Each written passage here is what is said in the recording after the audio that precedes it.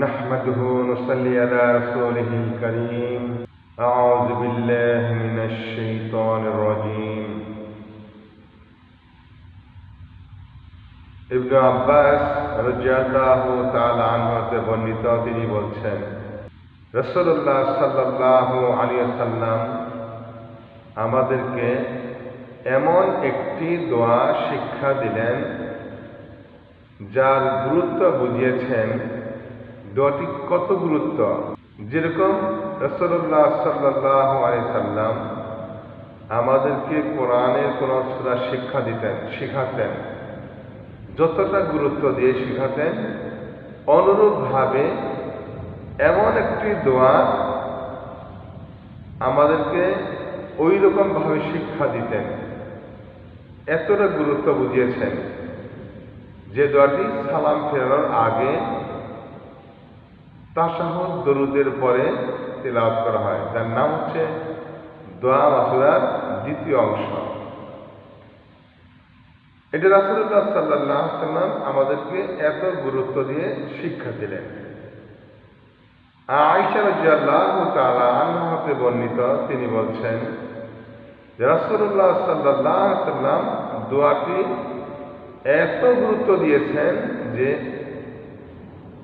সালাতে তিনি নিজেও সালাম ফেরানোর আগে এই দোয়াটি পড়েছেন। বুখারী মুসলিম মিশকাত 87 নম্বর পৃষ্ঠা।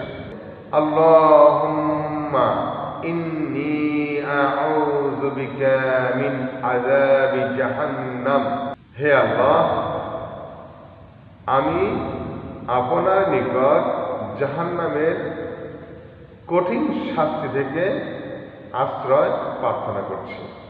ওয়া আউযু বিকা মিন আযাবিল কবরি, এবং কবরের কঠিন শাস্তি থেকে রক্ষা পাওয়ার লক্ষ্যে, মুক্তি পাওয়ার জন্য আপনার নিকট আশ্রয় প্রার্থনা করছি। ওয়া আউযু বিকা মিন ফিতনাতিল মাসীহিদ দাজ্জাল, এবং কানা দাজ্জাল এর ফিতনা থেকে আপনার নিকট আশ্রয় প্রার্থনা করছি। ওয়া আউযু বিকা মিন ফিতনাতিল মাহইয়া ওয়া ফিতনাতিল মামাত, জীবন ধারণের সময়, জীবন ধারণের জন্য, জীবন পরিচালনার ক্ষেত্রে, বেঁচে থাকার সময় যত রকম পাপ রয়েছে, যত রকম অপরাধ রয়েছে, গুনাহ রয়েছে, সেই জীবন ধারণ থেকে এবং মরণের কঠিন বিপদ থেকে, মরণের সময় কঠিন বিপদ, এই বিপদ থেকে মুক্তি পাওয়ার জন্য আপনার নিকট আশ্রয় প্রার্থনা করছি।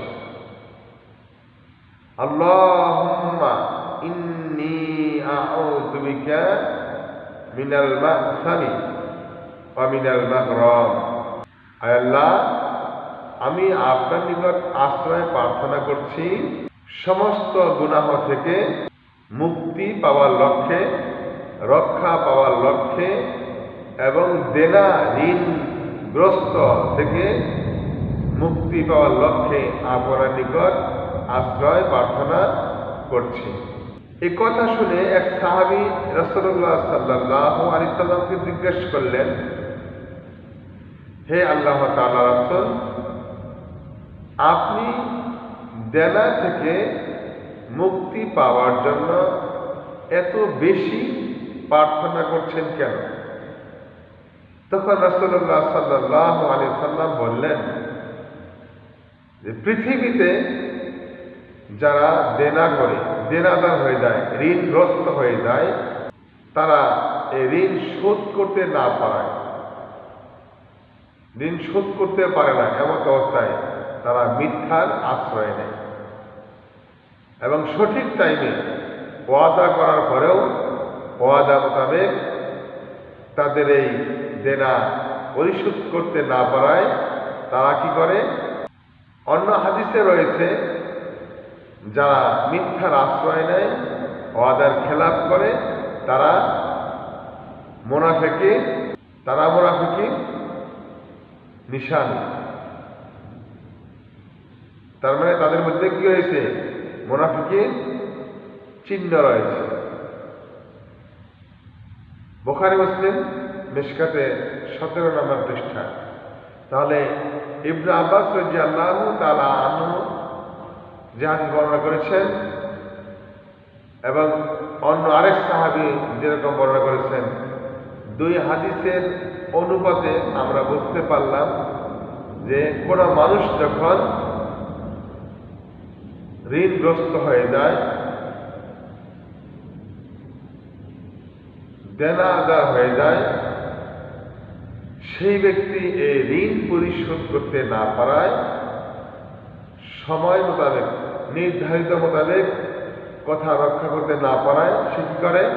প্রথমে মিথ্যার আশ্রয় নেয়, মিথ্যা কথা বলে, এরপরে সঠিক সময়ে সেই দেনা শোধ করতে না পারায় সে কি করে? ওয়াদার খেলাপ করে। আল্লাহ রাব্বুল আলামিন আমাদের সকলকেই এই মিথ্যা কথা বলার, মিথ্যার আশ্রয় নেওয়ার এবং ওয়াদার খেলাপ করা থেকে হেফাজত করুন। আল্লাহুম্মা আমিন।